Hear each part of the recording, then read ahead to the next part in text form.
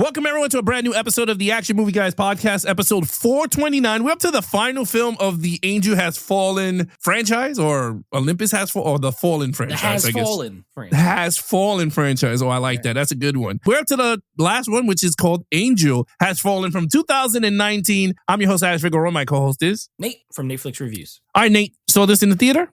Some. I saw a little bit in the theater. Yeah, I was waiting for another movie to start, and I went into this theater, and so I've seen the first like 15 to 20 minutes of this before. So when this movie started, I was like, "Yep, I've seen this part," and then it got to a point where it's like, "All right, this is all new." And I haven't seen any of this stuff, so I had only seen a little bit. I never, you know what? I like I said, I didn't even see London Has Fallen in the theater, right? So I never even saw it. I don't know. Olympus. I saw it and liked it, and I just didn't really feel like seeing the rest of these in the theater. So, nope, I didn't see the whole thing there. This one I saw in the theater. I didn't see London, but I saw Angel. My experience was the same as London. I don't know why I never went back to watching all of them. But this one, I came out going, okay, it was like a typical sequel. Like, I have a lot of problems with this movie. I'll tell you that. This movie has more problems than London Has Fallen. I'll say that. But box office wise, unbelievable.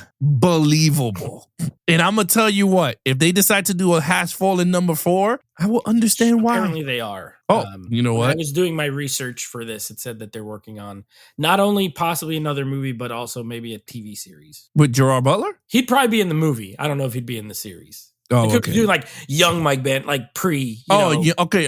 How he became a Secret Service. Yeah, Okay. All right. Well, with that said, the movie was budgeted at $40 million. Not bad. And it made a worldwide total of $146 million at the box office. So now that's a successful movie. Now it's not super high, but you know what? For Millennium Productions or whatever it was called, when you see that stupid logo, you know this is like a straight to DVD, low budget action movie. Because like I even think all the not Rambos, but all the Stallone movies have that logo. A few of them. I know Tony Movie Chappie, one of our friends and listeners, he loves Millennium. It's like one of his favorite. Yeah, Millennium. Favorite studios for some reason. I want to say maybe was Escape Plan. Yes, because I know it's Lionsgate, and I think it's like Lionsgate and Millennium. Expendables, I believe, was under that. Expendables might be these movies, but only this one because the first one was Sony. Yes. So and then London, I don't even remember who made London. Maybe this too. No, I think it was Millennium. Also, it popped up. Okay, yeah. This one is Lionsgate and Millennium. Yeah. So you know what? This is it's a successful movie, and right or wrong, I don't know because I can't wait to talk about this. But I wasn't too shocked by it when I seen these numbers because I was like, I did remember when I went to see it, the theater was packed. So it wasn't like it wasn't. This one was packed. Well, the budget being $40 million helps too. Like you don't have to spend $150 million on every action movie. Like no. And without even reviewing anything, like the movie looks fine. It doesn't look super low budget. It doesn't look cheap. And this is the only one that's in 4K also. So like I saw it in 4K. I was like, it looks good for a $40 million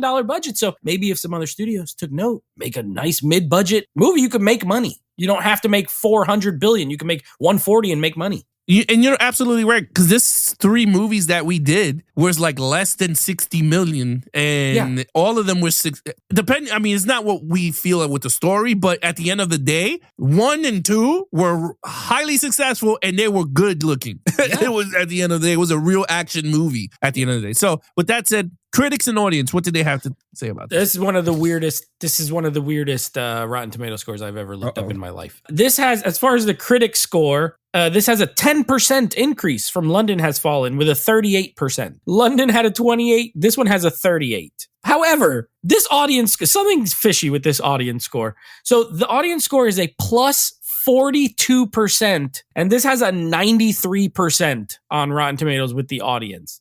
Now, I don't know if it was like a review dump where like a bunch of like Lionsgate paid a bunch of people to go on here and give it a positive review.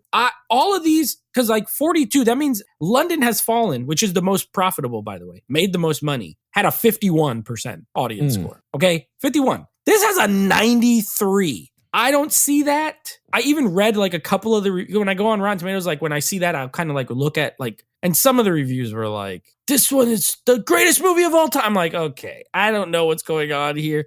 It seems weird. If they said 65%, even 70, I'd be like, well, okay. But 93, I don't know what's going on. Seems a little fishy to me. I'm really shocked that you said that because this movie's not a 90s movie, like a 90 bracket movie. And it has 10,000 user reviews. I would say Olympus out of the three might be in the 90s bracket because that one had an overall good storyline, action, first of its kind. This is the highest by a mile. Yeah. The sequel should have been around the 70s or 80-ish. Yeah. But this one at 90, bro. Oh, my God. Anyway, let's just get into it. Lead character, Mike Banning is back. Morgan Freeman is back. His wife got changed to another actress. It's not the same wife for the first two movies. Correct. It's played by someone else. Yeah. Nick Nolte is in this movie. Played his father, Mike Banning the senior, I guess. I don't know his name. Old Manning. Old Manning Senior. Other than that, what you got? Okay. Yes. Just some quick notes. No more Aaron Eckhart. And I'll be honest, he was missed. I like him as the president. And even just in that, and Morgan Freeman's in this, but he's not in it like, I mean, he's in it, but he's not in it like Aaron Eckhart was in it. Like Aaron Eckhart was like a crucial character in those first two movies. Whereas here is just like Morgan Freeman's an old man president and whatever. He's fine. He's Morgan Freeman. The wife, Radha Mitchell, played her in the first two movies. This one we get Piper Perabo. And I like Piper Perabo. She's cool. She was on that show Covert Affairs back in the day. She's a good actress, but and she was fine. I don't really have a problem, with that too much. Gerard Butler. I don't know what happened here. As far as this movie's 4 years after London Has Fallen was like 2015, I think. And this was 2019. So I think it was 2016. Yeah. So it's only 3 years later. He looks like he's like 8 years older than in London Has Fallen. I think he was into his drinking. He got to be drunk. Uncle Jerry. He getting a lot of alcohol. He got to be drunk Uncle Jerry. The guy he looks 10 years older than he does in the last movie. So he's still a good actor. This doesn't take away from, I'm just talking physical appearance. It's kind of jarring to see him in the first two movies. And then this one's only a couple years later and he looks extremely older. He even looked better in Den of Thieves, I feel like, than in this movie. He looked like kind of haggard. But besides the look, I thought he was good. He still feels like the character, a very different role, because this time he's the one that's, this whole movie's very different than the first two movies. I'm not gonna lie. Like the story's totally different, everything. He's trying to clear his own name because he's framed for like assassination attempt on the president. And so he's like trying to clear his name. So it's not the classic thing of like him trying to protect the president or get to the president, or now he's trying to like help himself pretty much. And then Nick Nolte pops up as dad. I actually like Nick Nolte in this movie. I thought he was fun. I like him in general. He talks like this. His voice sounds crazy, but I've always kind of enjoyed him. So I give him a 4. I actually do think he's good in this. There's some other stuff where he's tied to the villains where I'll share in the villain section. But I give him a 4. So I was torn with this movie when it came to Mike Banning's character, because I totally agree with you. Physically, he looks off. Like he was just like, well, I'm the main star of the first two. You can't tell me to do a diet and lose. You know what I mean? No. But I will say this: in terms of the character, I was a little disappointed. He was a little slower, which he's older. Concussions. He had concussions. Yeah, taking painkillers. Now he started to become the typical action star, right? With the painkillers and the concussions. And so I was just like, all right, I don't know. I wasn't too crazy with him in this one because the first two movies, he was in the situations that his abilities kicked up to 1,000. Right? In the first movie, he's in the White House. He knows the layout. He knows how to do some stuff. In London, he knows the layout because he's like, okay, now this is a situation that they trained for. Okay. This one, I'm like, well, he's not trained to be, he's on the run or whatever, but I felt everything with the character was so fast. I don't know if you understand what I mean. It was just like, it was like ping, like ping, ping, ping, ping, ping. Like, it wasn't like him trying to figure out what it was, which he was trying to, but it was like super quick. He figured out who did what. Like certain moments when he's fighting like 30 dudes that are trained mercenaries didn't feel like trained mercenaries, whereas the Olympus Has Fallen, those dudes were more, again, they were better than these guys, which was trained by his friend, like his best friend that they went to the war together. So like, they kind of foreshadow in that beginning scene in that training where he like goes through all of them. Like, oh, dude, he's just better than all of them, pretty much. Yeah. So it's like, well, yep, I guess. Yeah, like, you didn't. Yeah, like I didn't get it, but at the end of the day, I did enjoy it. I gave it a 4 at the end because I did still like him because he still had his moral compass. Still, what about Nick Nolte? Huh? Nick Nolte. Oh, Nick Nolte. I like Nick Nolte because he was like the hobo in the woods, right? Like the conspiracy theory guy. He was off the grid. Yeah, he was like, what did I tell you? I live in the trees. They can't find me here.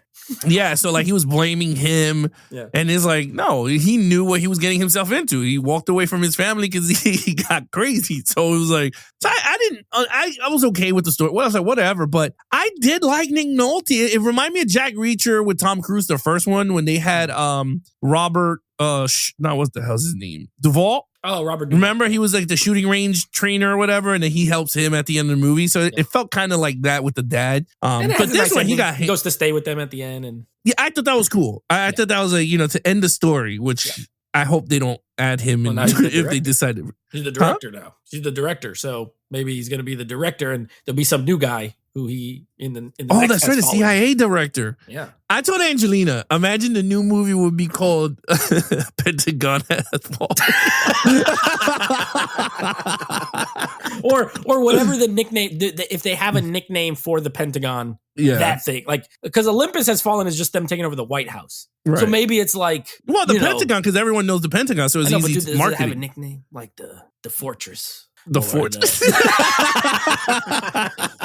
Some crap like that. The shape has fallen. The 5 points has fallen. The 5 points. Oh, there you go. You can say that too. Yeah. But yeah, Pentagon has fallen. You never know. The director has to come through and save everyone. Yeah. But at the end of the day, I gave him a 4. I thought he was okay. Not all over the top. Okay, main villain here now is his friend. The guy who, if you see him in a movie, he's the bad guy every time. They're like, okay, here's my problem with this. So I don't have an issue. I like Danny Houston as an actor. Let's get that out the way. I think he's a good actor. Okay. Even in stupid X-Men Origins Wolverine, like as William Stryker, fine. I'm just trying to think of stuff we reviewed, but his performance is good. Like he's no Brian Cox, but he's a good actor, right?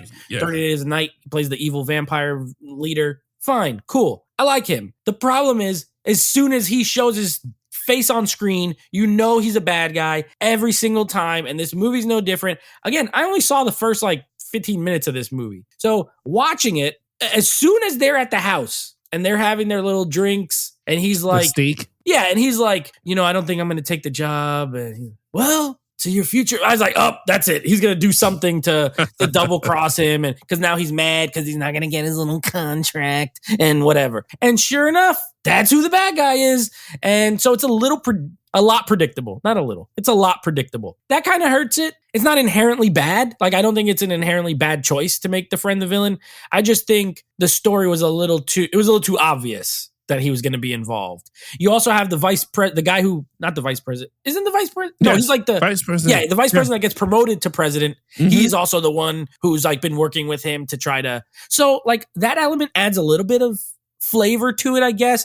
And there's a lot of goons, a lot of henchmen. I'm going to give it a 3. And I could have went with a 2, but I do think the acting was good. I kind of get the motivations. I just wish it wasn't so obvious. I wish they played it better where it was maybe a little more of a mystery.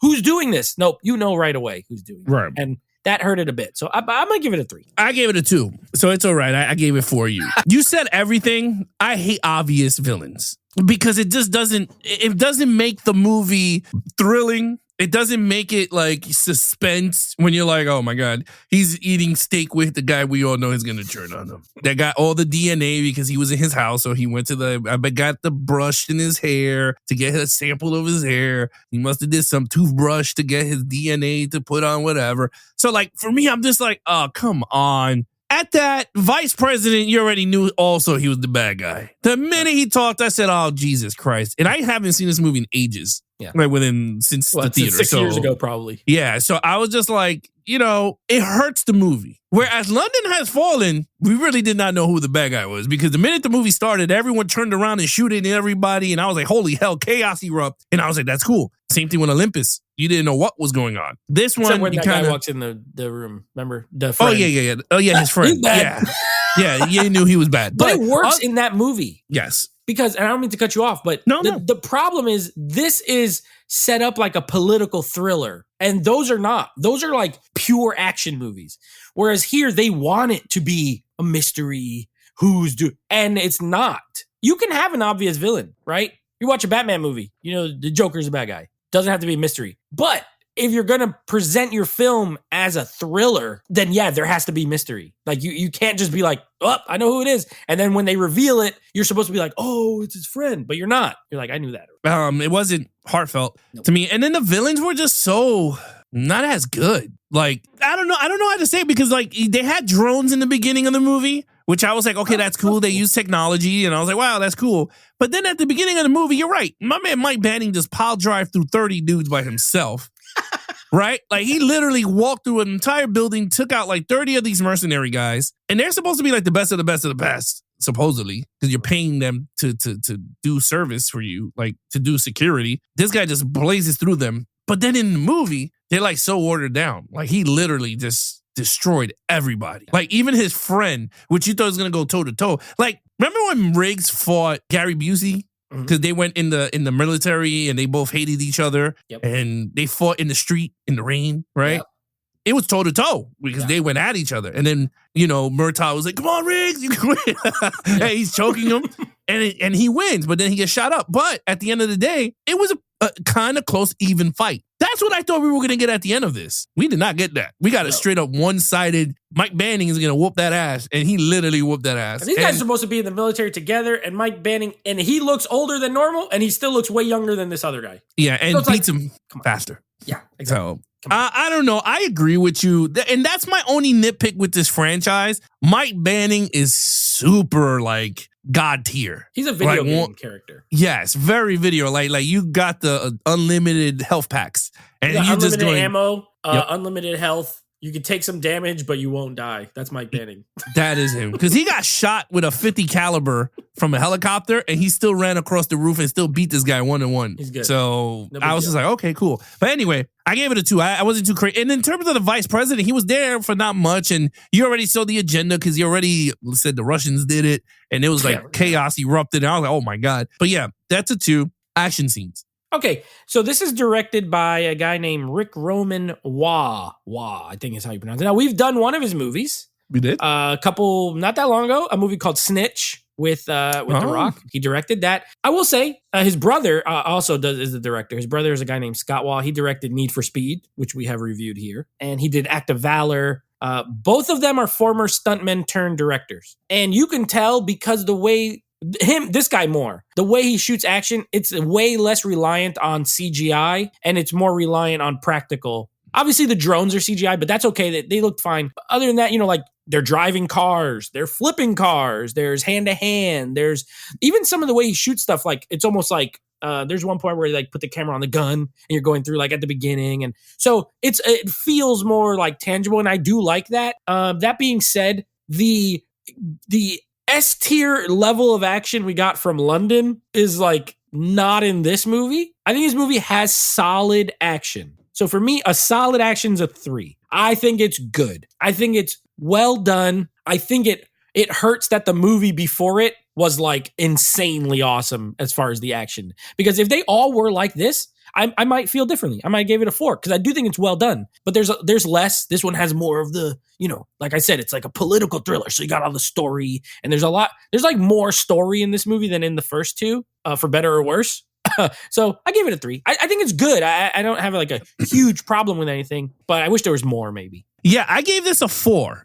And this is why. Because I thought the action sequences were great. Not London Has Fallen, I think, is the best one out of the 3. And then Olympus behind it. This one, the drones was good, but they shot the wad. Yeah. Because I thought they were going to do I was gonna I thought there was gonna be way more drones usage. They shot that shit all in one. I was like, oh man, because I thought it was a cool concept. You know, you have all these drones, and talk about the storyline, but you have all these drones come out, they're bombing everything, and I was like, holy hell! You see everything getting exploded. You see everything going chaotic. I was like, that's pretty cool. Then from there, I mean, Mike Banning, the car gets hit. They try to take him out. He kills them all.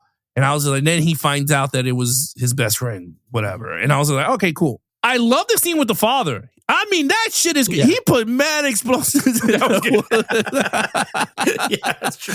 I thought it was over the top. Like, it was weird because my wife was like, man, how much explosives did I put? I was like, I don't know, but this is like way too over the top. Like, for me, I was just, and I love explosions, but I was like, come on.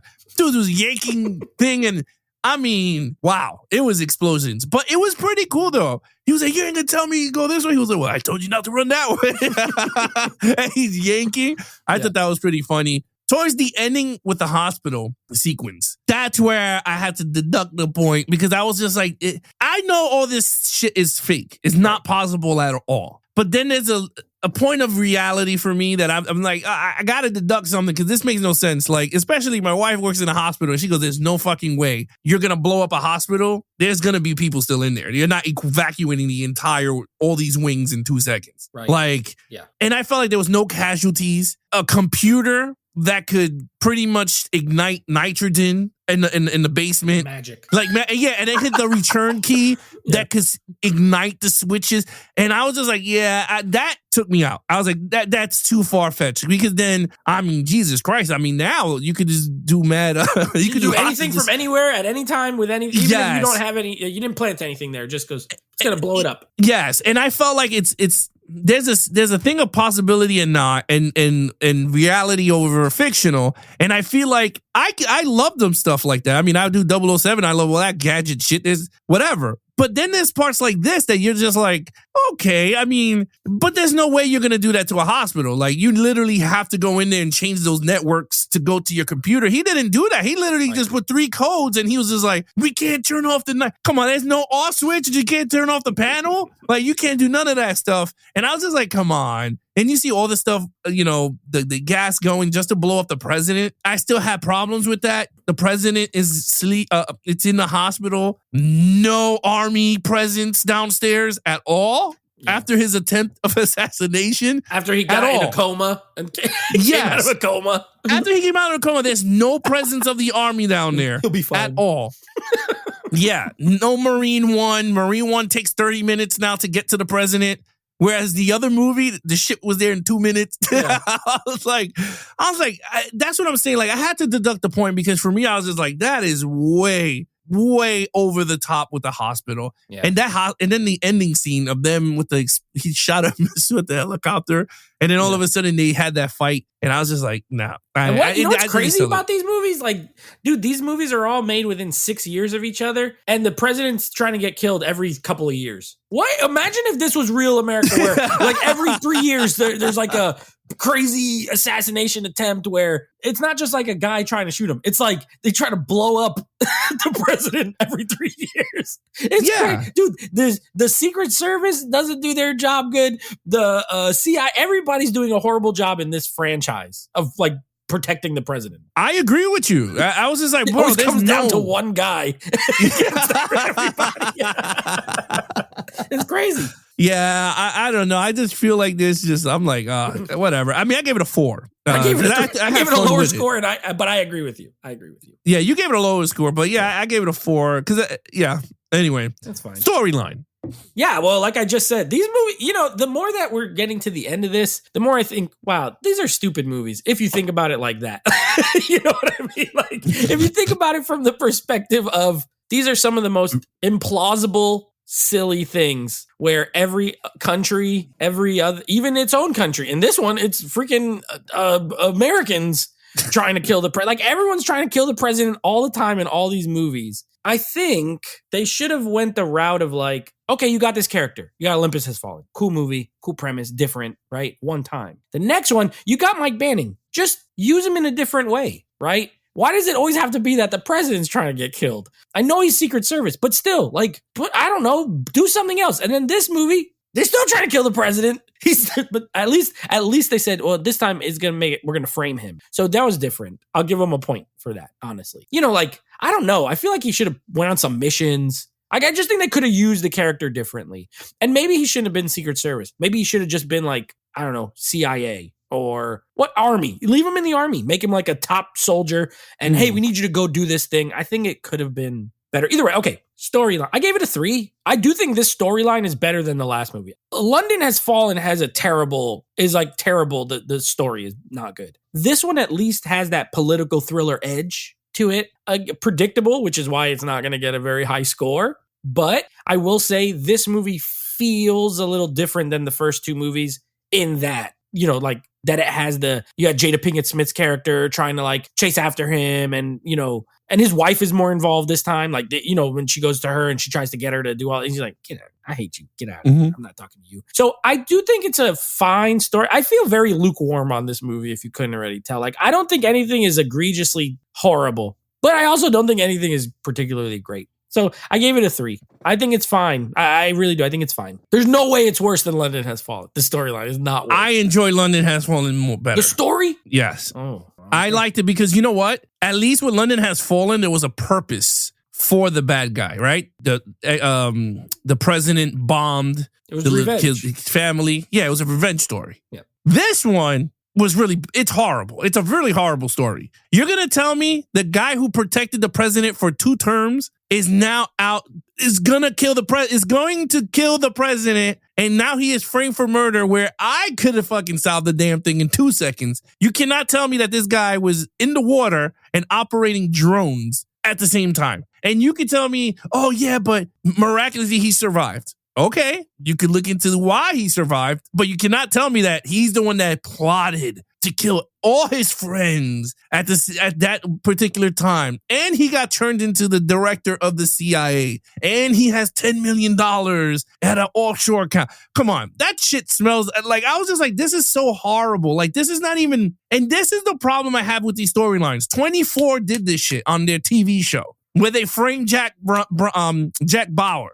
And I'm like, this is not possible. The guy, you could tell, gave his fucking life for America, and now all of a sudden, he's going to kill the president. Could have did it when he was working in year 1 of the season 2 or 3 or 4. Like, I hate plots like that because it doesn't feel believable. Then everyone's against him now. Oh, yeah, it does make sense. And I'm like, come on, you guys worked with this guy for a long time. And you're not going to tell me that y'all all going to turn and go, yeah, and then Morgan Freeman wakes out of the coma, and what's the first thing he says? Get him out of the handcuffs. He was with me and saved me.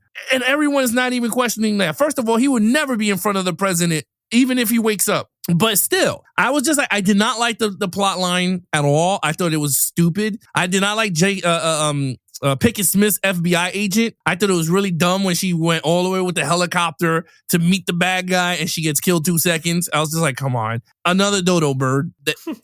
I was like, another waste of character. Did not like that. Nick Nolte's character did save the movie for me. I like that whole father-son dynamic. I thought it was really good. The wife's storyline, I thought it was really good too. I thought it worked for me. But in terms of the overall picture, I was not sold on it because I was just like, this is just like another 24 type of storyline that it just doesn't make sense for a character to do. Oh, he's, the angel, the one who saves the president now is the bad guy. Like, that did not work for me at all. So for me, I gave it a 1. Whoa. Okay. Because there's a reason why I never went back to this one. And then that's the reason. I was not too crazy with the storyline. I thought it was just so blah. And in terms of what you were saying, like what to do with the character in a movie to make it fresh and new, what they could have done was Morgan Freeman and him could have visited Russia. And something would have happened, and the president gets stuck in the bunker with the Russian president, or you could do the Chinese president, and it's him and let's say Daniel Yang's version of Mike Banning, and them two have to now join forces, and while their president's in the bunker to figure out the conspiracy, like why they're trying to. China has fallen. China has fallen. Yeah, you could just go to every like country and every city. Right, Egypt but Mike has Banning fallen. is there, so he's like, take my best agent with you. You know what I mean? Like something corny, and then they lock the bunker, and now the presidents are safe, and now there's them two versus an army of like Chinese bad guys. I would pay to see that. Daniel Yang and Mike Banning joined forces. But anyway, something like that would have been fun. It doesn't always have to have the president. That's what I'm saying. I agree. Yeah. You could do something how many like times that. are you going to try to assassinate this guy? Instead of that president, they could assassinate the Chinese president, but just so happens to be that the American president is in the same bunker. It's a twofer. They're going to frame him, and then it's going to be, we got to clear his name and hide him in the bunker, and I got to fight all the Chinese warriors. There you go. That's funny. But no, I wasn't too crazy. So I gave it a 1. All right, your overall. Interesting. Yeah, I didn't think it was that bad. But overall, here's the problem. This movie's very forgettable. I will not remember this movie now that I've seen it, and I will never watch it again. I don't even think, this is not a franchise. First of all, this was a first-time watch and pretty much 2 first-time watches, and the first time I've seen Olympus Has Fallen since 2013. It's not a franchise I rewatch anyway. So I will never watch this movie again. Did I hate it? No. Do I think it's a bad movie? No. But do I see myself being like, man, I really want to watch Angel Has Fallen? Absolutely not. I can't imagine a scenario where that thought pops into my mind. So just because of that, I gave it a 2. Even though most of the other, I didn't give it a 2 in any individual category, but I feel like it's a forgettable movie. I feel like it's not very memorable. I feel like it's when you're watching it, it's fine. But as soon as it's over, you're like, you're okay that, if you don't see it again. So I couldn't even give it the full 3. I was like, it's a 2. It's a 2 for me. Interesting how the tables turn. Interesting. But total picture, it's a 2. It's a 2. Very interesting, Mr. Defending the storyline. All right. I think the storyline's not as bad as you, but I think the movie's probably as bad as you because you might have given it the same score. I don't know. Because you less memorable. Interesting. But you like the storyline. But I didn't like the storyline of London, but it's more memorable because the action's incredible. Nothing's incredible in this movie. That's the problem. No. Anyway, I agree with you, and I gave it a 2 myself. I think it's a decent film, but I'm never watching this again. And this is how bad this movie is in my eyes. I was at Walmart, and they had the Steelbook 4K of this movie. And I went, wow, if they ever decide to do London and Olympus 4K Steelbooks, I will already have Angel. And I said, fuck no, I am not paying $30 on Angel Has Fallen Steelbook so I could have a Steelbook fetish. Just in case they decide to do that. I said, I can stick to my normal version while the other 2 can have Steelbooks. I'm okay with it. No, but all jokes aside, I will never watch this. You're absolutely right. 100% right. This is the most unmemorable action movie I think we've seen in a long time. It's semi-fun, semi-thriller, I guess you want to say. But at the end, it's like a steak. How do you say it? It's a steak that you enjoy eating, but it's just not memorable because it wasn't seasoned well. At the end of the day, you're just like unseasoned steak. It's an unseasoned steak that you just go, steak. Wow. It is. But it got no extra seasoning. Yes, it gave you the sustenance, but now you're just like, I'm okay with it. I can have a better steak tomorrow. And that's what this one felt like. It just felt like a steak that someone cooked not good. And you're just like, steak. Yuck. Damn. Right. That's what it felt like. Well, by the way, I did just look it up real quick. London Has Fallen was released by Focus Features, which would be Universal. So the first movie was Sony, the second movie was Universal, and this one was Lionsgate. They just be bouncing around to all the different studios. Like, we don't want it. They were like, no more. We don't want this. We made our money. You can have it. So, I don't know. All right, Nate, what is your total points for this film?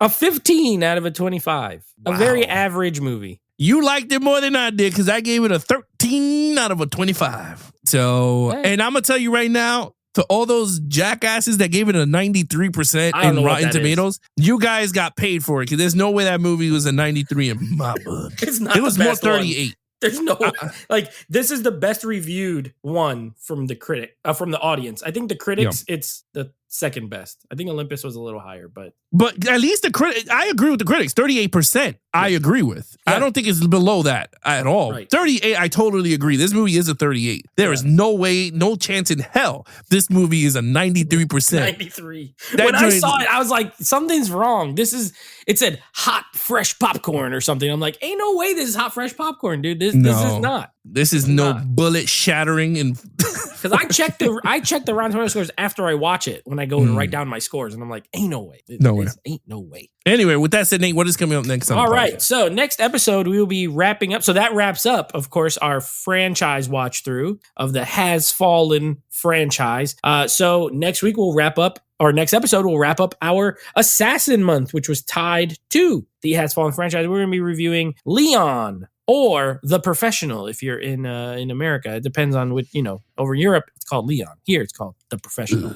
And sometimes it's just called Leon, The Professional. So there you go. We'll be wrapping it up with that movie. And then new franchise. That one's over. We're going from Earth-based political action to we're going to space, brother. We're going to outer space. We're going to other planets. We will be doing the Riddick franchise. Our boy Vin Diesel, his other franchise beside his other franchise before Fast and Furious and Triple X. This is his third franchise. We're going to be doing a little Pitch Black. We're going to be doing a little Chronicles of Riddick. And then we're going to be doing a little movie called Just Riddick. So these are all same David Twohy. I think it's his franchise. He did all three movies, like wrote and directed them. Sci-fi. The first one is kind of like horror, almost sci-fi horror action. The second one is full-on space opera. So we're talking like they were trying to make it like Star Wars world building. And then the third movie is a little bit more grungy, gritty, kind of like Pitch Black. So I don't know if you've seen these movies, but those are the three we're going to be covering. You never seen any of them? No. Oh, well, there you go. You're in for a treat. It might be Vin Diesel's most interesting character out of. Is it his best character? I mean, his best franchise, or is it still Fast and the Furious? I love Fast and Furious. So no, that's what I'm saying. I know you love this that. Is better than Triple X. That's his other franchise. This one's better. Okay. But Riddick is a cooler character than like Xander Cage. He might even be more interesting. He's more interesting than Dominic Toretto, honestly. Okay. He has like special eyes. That's why he could see in the dark. That's why it's pitch black. It doesn't matter if it's dark. And he has to wear goggles when it's too bright out. That's very so stupid, but okay. See? You got to wear goggles. Oh. But these are R-rated, which is fun too. Like these are more like it looks like a low budget. It looks like a low budget sci-fi from that cover. Well, I think they're Universal. No, the second one has a big budget. Chronicles had like a big budget. The first and third are more probably like this franchise. So it's Pitch Black, Riddick, and then Chronicles of Riddick? Other way. Pitch Black, Chronicles of Riddick. And then Riddick. And then there's no other fourth? Okay, so it's a 3-movie. Okay, that's fine. All right, cool. All right, guys, you guys want to follow us in our social media accounts, please follow Nate over on Instagram at Netflix Reviews. Check out the podcast with him and his friends called Netflix Movie Reviews. Anything Action Movie Guys, head over to youtube.com/Action Movie Guys. Subscribe, leave some comments there, and we will get back to you as soon as possible. And of course, you can take us on the go with the Action Movie Guys podcast, available on all podcast platforms. Rate us, leave us some comments there. Also, we appreciate it. And of course, you guys can follow us on TikTok and Instagram at Geeks, the letter N, Flicks. Other than that, I'm your host, Alex Figueroa. My co-host is Nate from Netflix Reviews. Be awesome to each other and geek out.